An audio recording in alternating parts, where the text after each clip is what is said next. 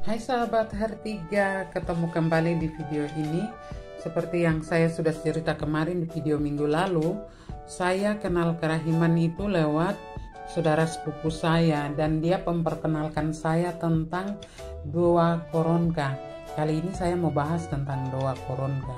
Doa koronka yang kita kenal sekarang itu sejarahnya ada, dan saya akan bicara tentang asal mula benih-benih tumbuhnya doa koronka.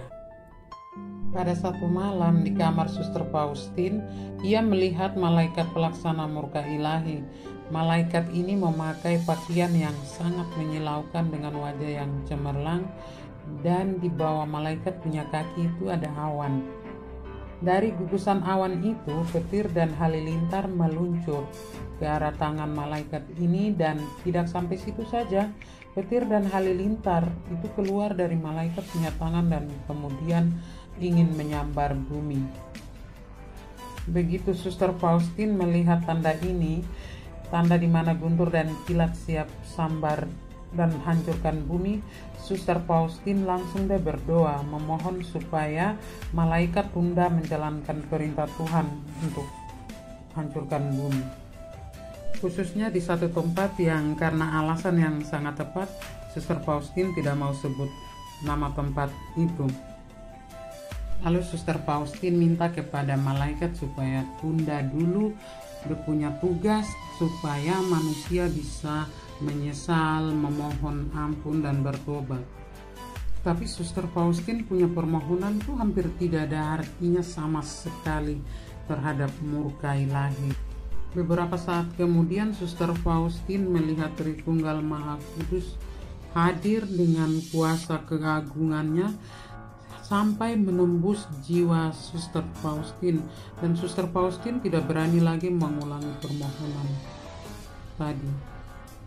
Pada saat yang sama, Suster Faustin mulai merasa rahmat Tuhan Yesus hadir dan merenggut hati Suster Faustin, sehingga saat itu juga Suster Faustin mulai melakukan pembelaan pada Allah untuk dunia dengan kata-kata yang Suster dengar dalam ibu hati.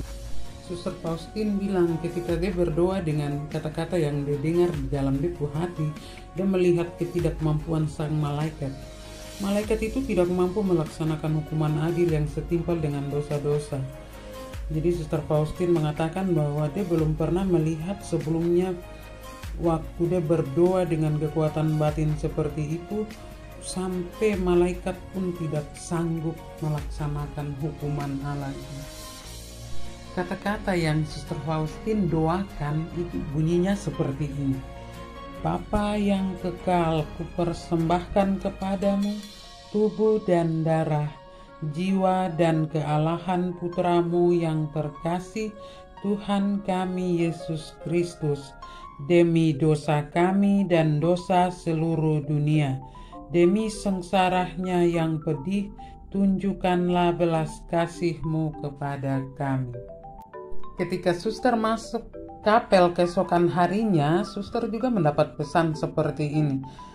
Setiap kali engkau memasuki kapel, langsung daraslah doa yang kuajarkan kepadamu kemarin. Sesudah Santa Faustin berdoa, Tuhan Yesus berpesan lagi, doa ini akan meredahkan murkaku.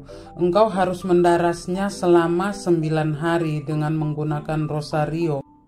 Jadi begitu teman-teman, doa koronka yang kita ada pakai sekarang ini muncul karena murka Allah yang tidak terbendung untuk manusia dengan adanya dosa dan kesalahan-kesalahan yang manusia buat. Tapi Tuhan itu dia baik sekali karena dia masih memberi solusi untuk kita dengan doa ini sudah. Hanya dengan doa koronka itu murka Tuhan itu bisa ditarik kembali.